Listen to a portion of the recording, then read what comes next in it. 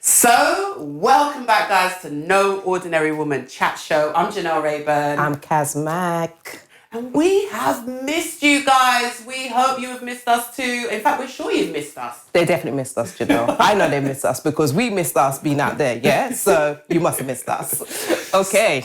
So listen, what better way for us to come back with a brand new series, a brand new episode down for International Women's Month. We caught up with some amazing, amazing women for this month, and we are really excited to bring their stories to you. So in order for you guys to be able to find out about these phenomenal, no ordinary women, make sure you subscribe to the channel so you can get to watch their full episode in its full entirety. So make sure you hit the subscribe button. Subscribe below, guys, if you haven't done already. Now listen, we are really excited to bring you these amazing women, so stay tuned, grab a cup of tea, and we'll see you on the other side. We'll be back right after this.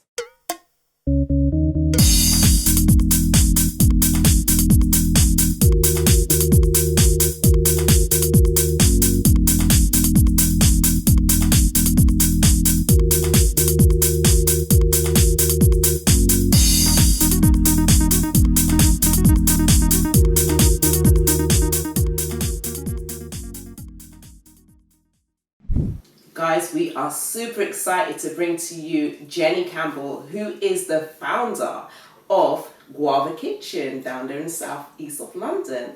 Now, Jenny is just an amazing woman, but we're going to allow her to share a bit more light about her business, how she got started to inspire you. Jenny, welcome to the show. Thank you for having me. I've been admiring your show for many, many years. Aww. So thank you very much. Thank you. I feel very excited to be here. Thank you for being here. So Jenny, you started a business recently, a restaurant actually called Guava Kitchen, a vegan restaurant. Tell us a bit about that. Okay, so basically, first of all, I have to say to your viewers that although we do vegan food, predominantly it is actually plant-based. So we do both vegan and vegetarian. Oh. And what that means is that we also sell a small amount of dairy. But we do make it, I'm quite adamant that we do more vegan options than vegetarian options. And we do try to steer more in that way. So there's so many labels. So you said vegan, you said vegetarian. Like, I think I know what it is. You know what it is as well. But just I for don't those... think I know what All it is. So I don't know what it is. What's the difference? Yeah, what is the difference? The main difference is obviously both vegan and vegetarian diets don't eat animal protein. Right. So that's one of the biggest differences. But the main difference between vegetarian and veganism is that you don't also have dairy. So no dairy products either.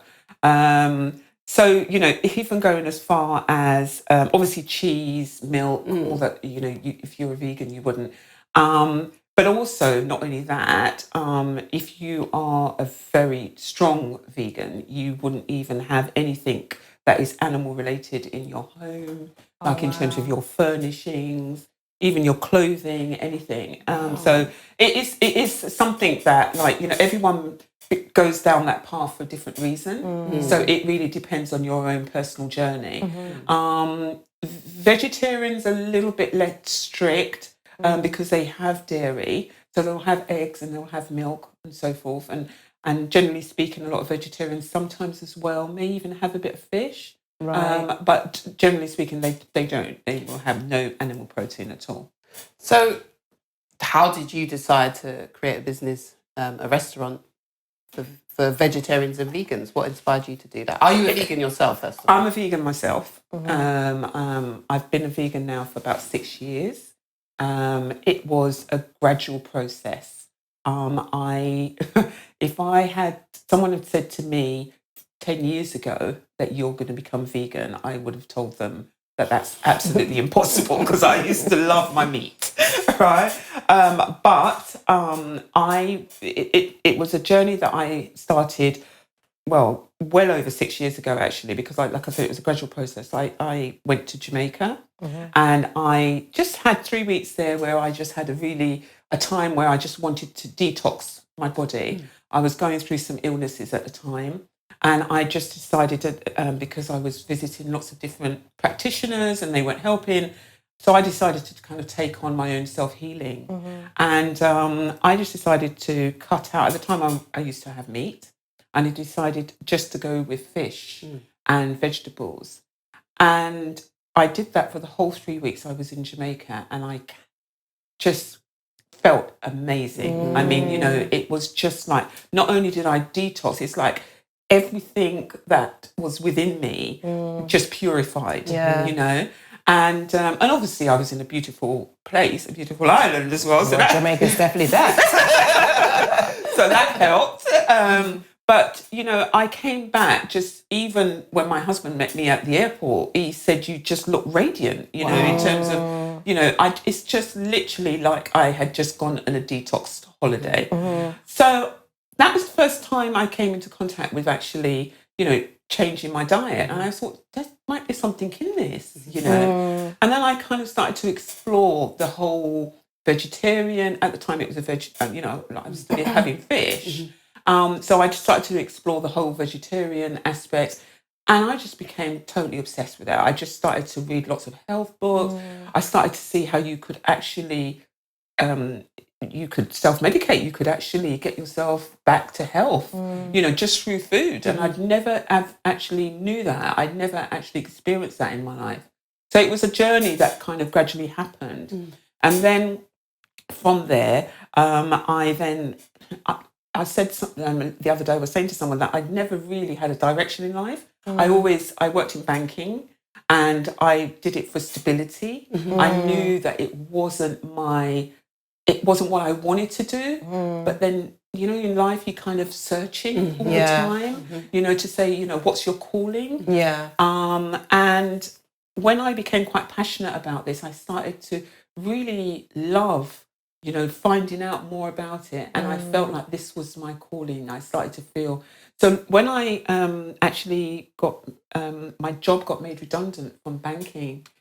I love what you just said. I love what you just said. Sorry, I had to interject there. That my job got made redundant. Oh, yes, I didn't get made redundant. And I have to say it, because it's very rare that you hear anybody saying that. Because we always say... I got made redundant. Right. So, sorry. Yeah. I just love that. I had to interject. Yeah. No, my job got made redundant. And when my job got made redundant, it happened after, this was about the third time, actually. And obviously, as you become more mature, you start to realise that there is more to life. Than, just, I mean, it's not for everyone, but I started to feel like, there might be something there that I can do for myself, something that I actually want to do. And I decided at that point to then look into other areas of like maybe starting up some kind of food retail business. And also at the time I used to do events as well. So I was already I used to do that on the side. Was that, I was going to say, was that on the side? Yeah. When I was sideline. Yeah, my little sideline thing. My little hustling. So when I used to do that on the side, hospitality was always something that I enjoyed. And I decided that maybe I need to take this one step further. So that's kind of how things started to develop. And then I decided, well, it's so funny actually, because when my job got made redundant, my manager at the time, who actually is now a good friend of mine, when they told me, I went home, because they give you, that kind of talk, the HR talk. And then, they give you all these things to think about overnight, and you go back and they say, we can offer you this and whatever. And the next day when I came back, my manager said, she'd never, of all the times when, she's been going through making redundancies and so forth, someone's never come back with that look of excitement. Wow. In their whole demeanour. And, she said, I came back with such a positiveness. Wow. And I sat in that meeting with her and the HR lady. And they said to me, obviously, have you thought about it? And I said, yeah, I know exactly what I want to do. And it's not this. Yeah. Wow. Good for And, you. and that's where my journey really began. Wow. So would you say that moment was kind of like the light bulb moment then, clarity? Whereas for most people it would be, oh my God, how am I going to pay the mortgage? Yeah. How am I going to do this? And, Yeah. I think what's amazing about your story so far, what you're sharing, is that you knew that there was more to life than what you're actually going through. Absolutely. And even though you said, you know, you was doing your side hustle in terms of doing your events, doing your hospitality, but when you think about Guava Kitchen, that is what you're doing. You're serving people. Yeah, that is, that's you know, right. you literally went for preparation Absolutely. for where you are currently. Absolutely, absolutely. Although I did not see the Guava Kitchen, my vision wasn't. And I think that's what, I mean, I've spoken to you about this, Kaz, about your expectations. Yeah. You know, my expectation was never to, it was never the Guava Kitchen. I knew that I wanted to do something, but I knew that I wanted to bring the whole cultural aspects of food to the table. But I didn't see the vision as being the Guava Kitchen. Yeah. I just, you know, I mean, I basically, after that day when I spoke to my manager and my job got made redundant, and obviously when you get made redundant, you obviously got some money. I was older, so I'd been through the whole kind of, you know, growing up the children. I got to the stage now. I mean, I was nowhere near retirement, believe me. I had to still go and work. But I was a little bit less stressed, you know, than that stage in life where you feel, I've got to get back and get a job quick, you know what I mean? Because I've got children to feed, I've got the mortgage to pay and so forth. And fortunately, I went back and I thought, well, how can I get this started? And I started looking into doing a stall. So I did a stall in Brick Lane. Oh. Yeah.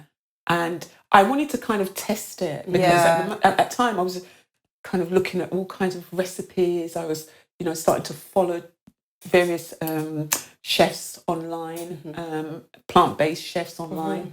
And I just wanted to kind of see if this was something that really could sell in the market.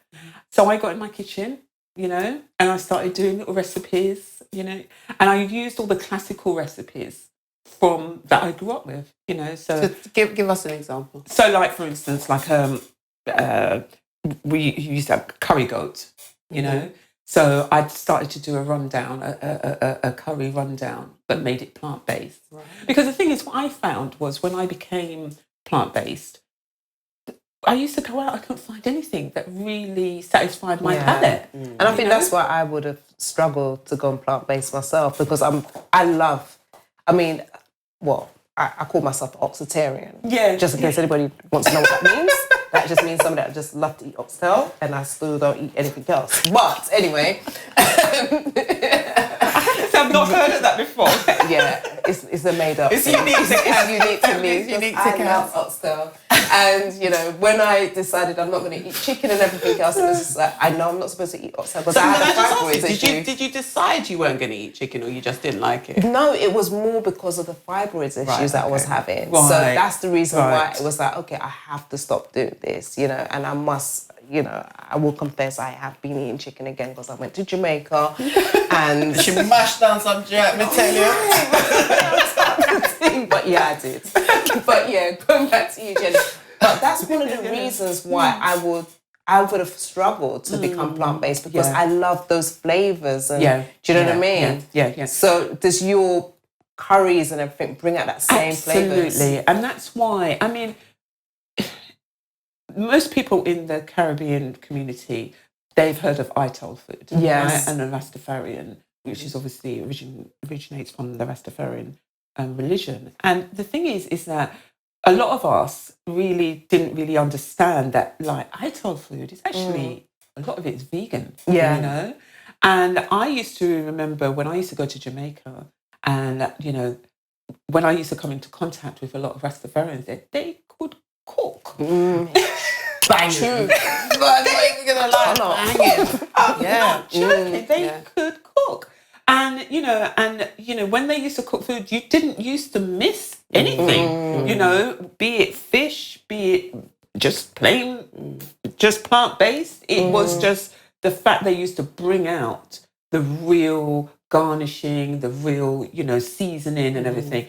And, you know, I decided that, as they always say, you know, if you find that you can't find something, a product that if you go and, I mean, I've always had big feet, right? Oh, no, one time in my life. Me and you both. Me and you both. Well, I'm not involved in this one. And I used to always think, you know what, I'm going to have to start my own shoe range because I used to see some beautiful, beautiful shoes and I could not get my size, you know. And, you know, so they always say if there's something that you want to find and you can't find it, that's always the first start of a business idea. Well, there's a gap. There's a gap in this age. Yeah, exactly. And I think that's beautiful because when you actually go down that route, it's coming from this passion that not only is something that you want, but if you want it, bet your bottom dollar other people are going to want it. Exactly. I mean, Cass mentioned about, you know, you mentioned about your fibroids, and that's something that a lot of women out there suffer from. Yeah. I wouldn't say I am fully vegan, but I certainly limit my meat intake. And that has come from, similar to you, health issues, and it's come from gynae issues. So I suffer from endometriosis, which is an awful, debilitating condition. Yeah, I know. And having cut out meat, cut out sugar, cut out dairy, I tell you something, it's such a difference. I still suffer, but nothing like compared to where I used to be. So, and I guess I'm not an oxitarian, you know. If I'm honest, guys, I'm going to be really honest. My favourite meat, or the favourite meat taste for me, was pork, right? I know that's going to like raise some eyebrows out there, but I'm just being real. Pork tastes good for me. So that was the only meat that I had a kind of a palate attachment to. All the other meats I could let go. Right now, I would say that for the most part, I try, if I can, not to eat any meat. Well, I don't eat meat. So not to have fish in my diet, but I don't limit it. So if I fancy it, then I have fish. I had fish last night, for example. But definitely what you say, it comes from like understanding within yourself what the problem is. And then, you know, you've actually created a business from it. Well, yeah, because like I said, you know, I found that like at the time, because of health issues, you know, I wanted to cut out. Mine was dairy. I had, you know, I needed to cut out dairy. It wasn't essential, but I felt that every time that I had dairy, it did cause problems to my health. And so I just decided to go down the plant-based. And when I used to go around, I couldn't find anything that was tasty. You know, not that was tasty for my palate. I mean, obviously, you know, there are plant-based foods out there that are very tasty. But when you grew up in a Caribbean home, you know, and you're used to, like you said, the oxtail, and you're used to the jerk chickens, and you know, there's not a lot out there that can really compare to that.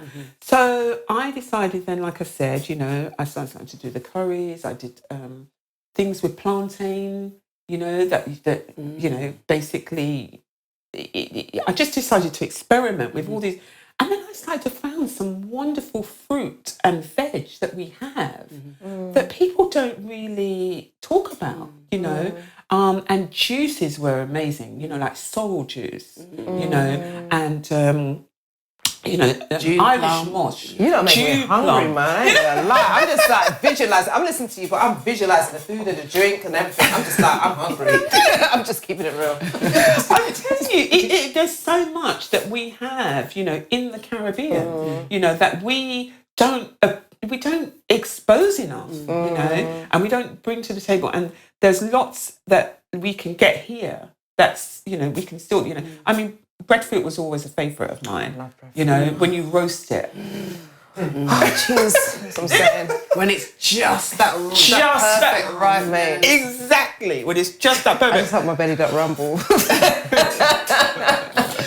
My aunt used to have a breadfruit, basically loads of breadfruit trees in her garden in Maypen in Jamaica. Oh, okay. And when I used to go to Jamaica, right, I mean, this is a lady that was like nearly 70 and she used to climb the breadfruit tree, right, and drop them down on the ground. And we used to sit there at night and roast breadfruit. And, you know, and I remember those days, you know. So for me, when I decided to start going off on my experimental journey, all those things, you know, I just started to resurrect and, you know, and it was beautiful because I just started to find things that I grew up on, you know, that I could, and And like I said, coming back to when I had the stall, so I decided to kind of start building different things, making different things for the stall. And I was really surprised at the shock. I was shocked at the surprise that I was getting. The people were kind of coming and loving the food.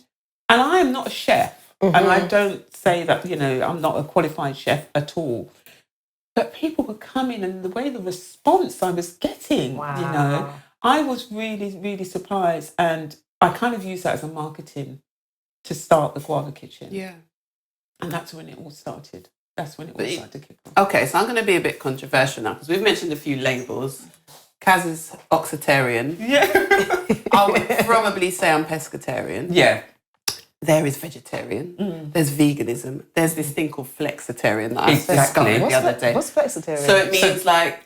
They swap and change. Yeah, so if you eat meat, but sometimes you'll go on to a plant-based diet, and then the other time you'll just you go back to your meat. So you're swapping. You're kind of flexing. You can't make up your mind, basically. Okay. Like you try it for a little bit, but then you might miss your meat, and so you go back to it. But what I want to say is like so.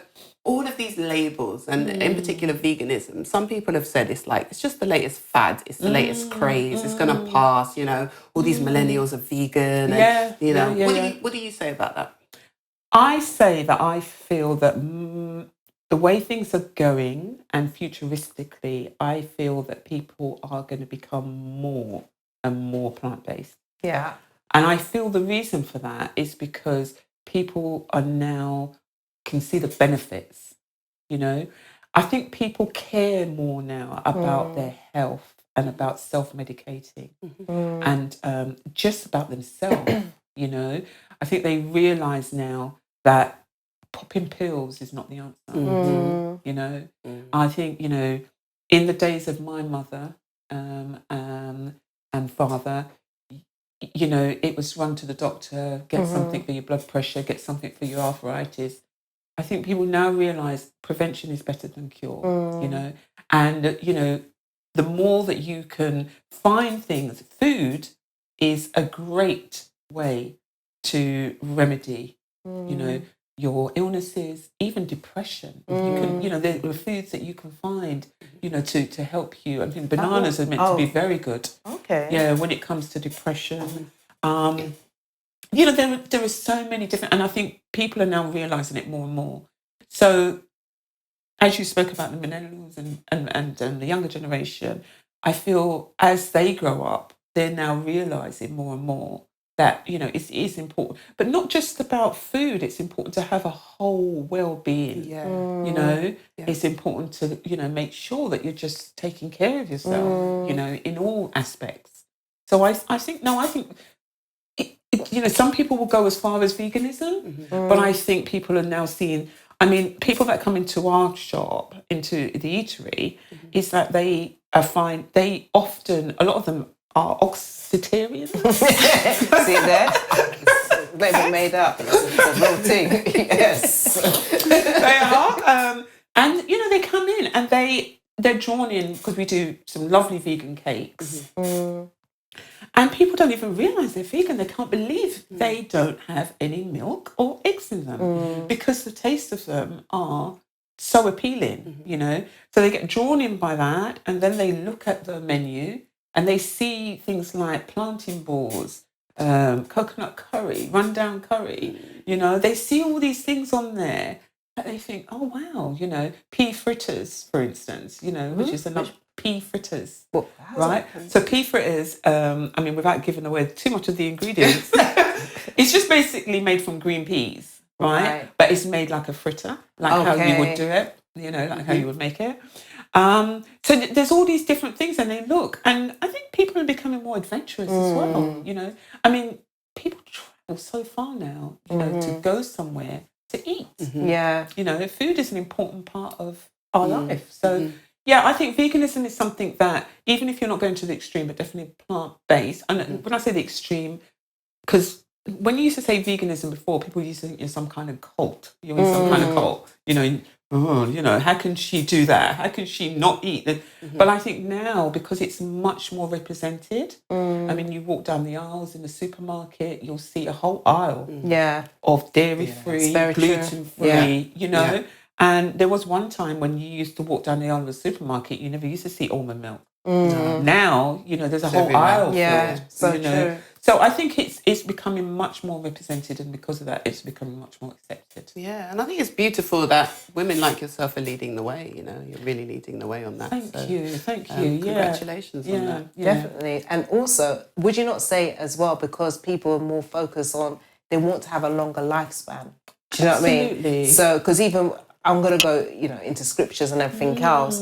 But when you even think about, like, say, the beginning of, like, say, creation, everything was kind of plant-based. People ate off the land. Exactly. And people were living until 120 odd years. Well, not even 120, that was like the minimum, but they were living 900 and something odd years, and you're thinking, who could live that age? But that's what they documented, because obviously it's their diet, their lifestyle. Their well-being. Also, illness prevention, because it's basic. I mean, I don't profess to be a scientist, but it's basic. Whatever you put in, absolutely, must have an impact. Come on now. Yes. And manifest in some way. It just makes sense, Yeah, right? It's the fuel that we put in. So, for example, if you have a car, I'm sure there's loads of people who've done this out there, by the way. I haven't. You have a car that's diesel, but, you end up putting in petrol.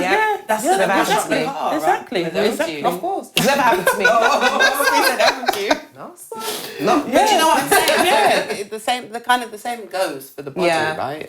Well, what you were just saying there is so true, because and also it's about that whole package. It's well-being.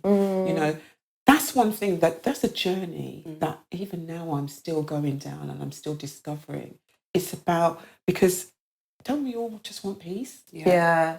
Definitely. Isn't that what we really are all striving for? Regardless of whatever you're about and whatever you're doing in life. And I think and that's one of the things that we're trying to do, what we're doing at the Guava Kitchen. I think it's that whole package. You want to have a whole well-being. So it's not just the food. So the Guava Kitchen is also about an experience. That's really what we're about. And it's about people coming in and having a space where they feel they can come and chill, first of all.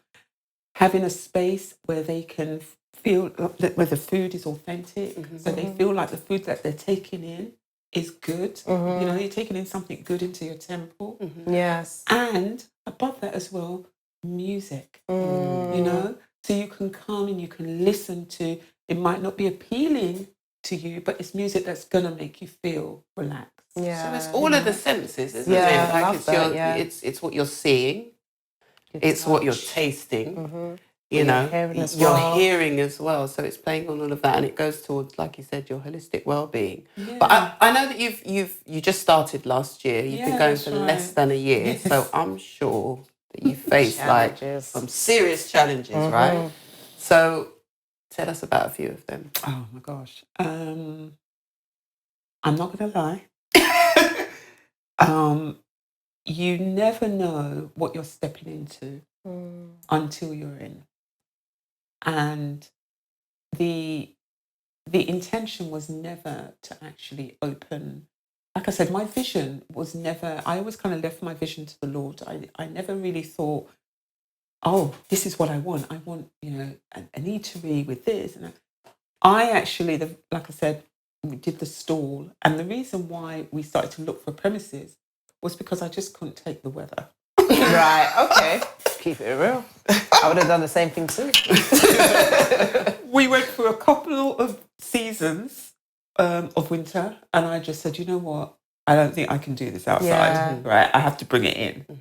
So we started looking for smaller premises, and and once we, it was totally the Lord that gave us the premise that we had, we have now.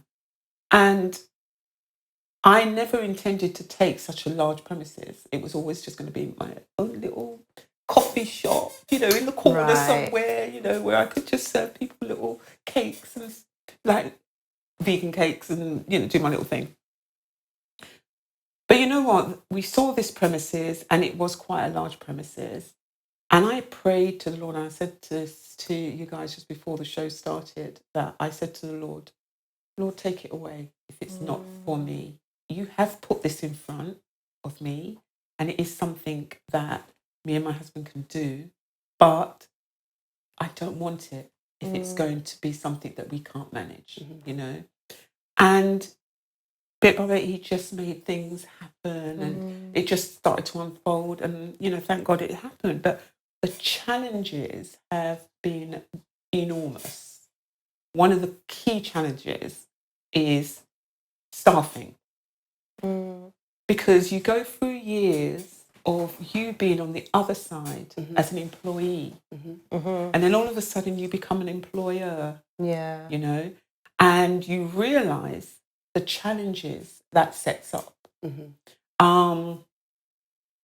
I've found out that it's not an employer's market; it's an employee's market, because you need good people in your business. Yeah. People you can trust. You know, people you can trust. Yeah. You know, you need people that are passionate about your business. That's and no right. one's going to be more passionate Than you. Come on.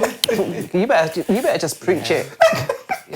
You know, so, you know, it doesn't matter. And, you know, you're going to be always the first one there, Yeah. you know, and the last one to leave. You know, you're going to be the one working the hardest in this business.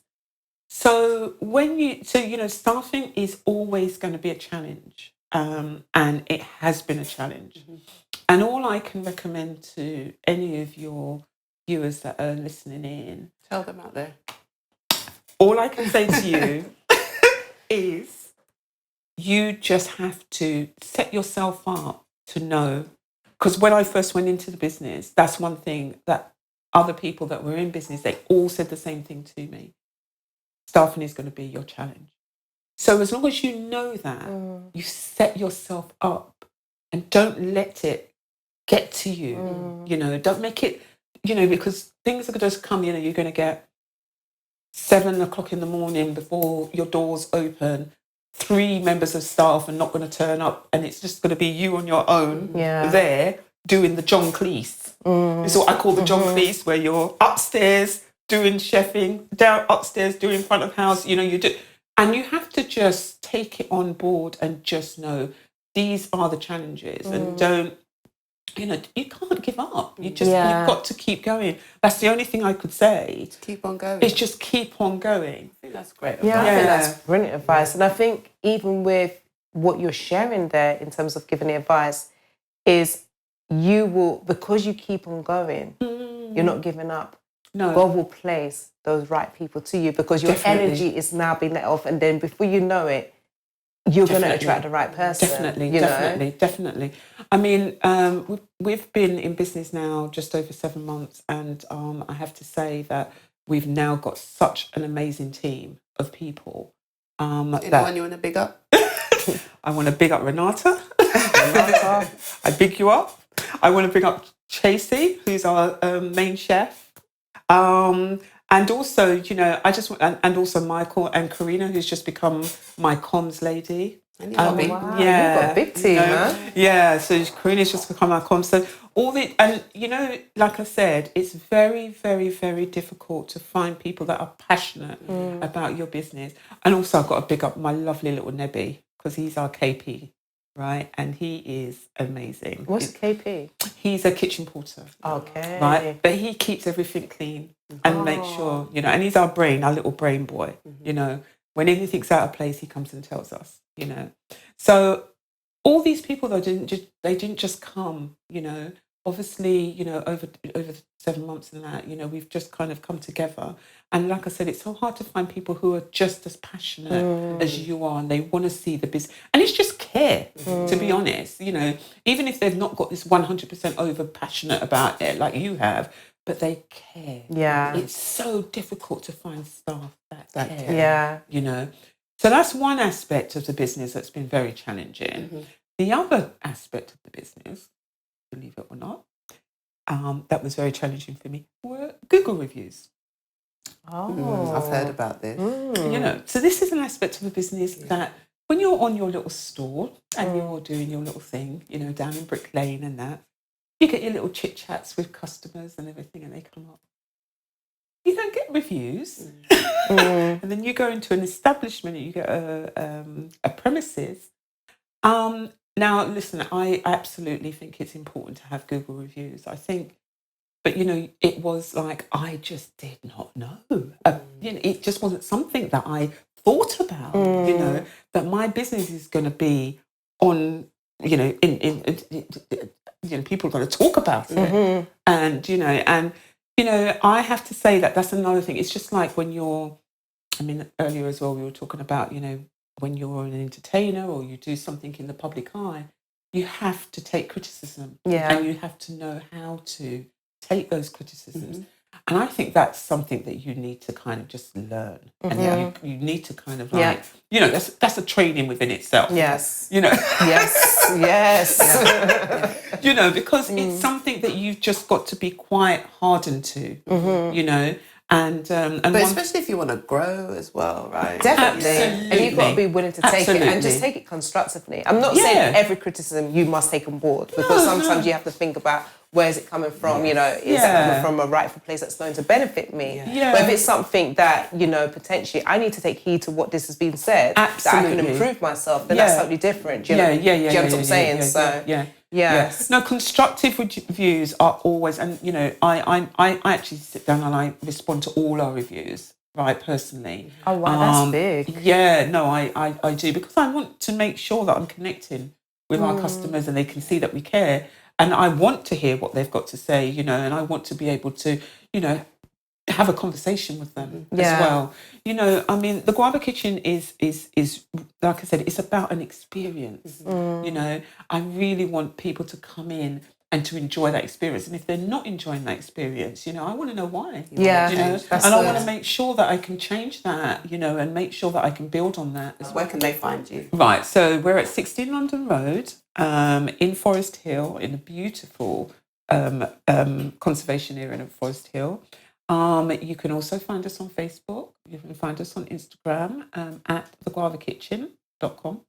Our website as well, www.theguavakitchen.com. We've recently started Guava Lates, right, which I'm really excited about as well, where we're starting to have different types of events. Because as I said, before I used to do the events. When's the next one? The next one's going to be in Easter. We were going to have our gospel event. I'm not sure when this actual program is going to be aired, but we're also having a Mother's Day event as well on the 22nd. So we have lots of events. The events in the future are going to be things like spoken word events as well. For Valentine's, we had Paulette Tarja come down. Wow. That was a really nice evening. It's some exciting things that we're having, and I'm sure your viewers, get locked on. I feel like I need to go there after the show, to be quite honest, because one's hungry. All I'm thinking about is a curry, the rundown. Yeah, I'm just keeping it real. I'm just craving. But yeah. Do you know, I tell you, the Guava Kitchen, I feel, is always, I wanted to create a space that was a space that I used to always gravitate to find. I've always loved just socialising and going out, but I've always liked food as well, and I love music, So I've always wanted to find a place where you can just go and chill, It's like it's not a place where you have to dress up. It's not a place, even if you want to just go there to work, that's cool. So that's the kind of space that I was creating with the Guava Kitchen. I kind of thought of, in the days when I was working, where did I want to go? Where did I want to go and just have something healthy to eat and somewhere where I could listen to good music and stuff? And that's what I... Congratulations. Well done. Yeah, well done. We salute you. Thank you so much. And we're looking forward to coming down for some Definitely. food. So guys, listen, you heard it here on the Ordinary Woman Chat Show. Jenny Campbell of Guava Kitchen in Forest Hill. All the information is there for you. Make sure you get yourselves on down there for that experience. Kaz and I will be going soon, right, Kaz? Yeah, definitely. Listen, I'll go there after the show. So listen, thank you for watching once again. And until next time, make sure you like, subscribe, share, tell your friends, and keep on following us here at the Ordinary Woman Chat Show. Thank you very much, guys.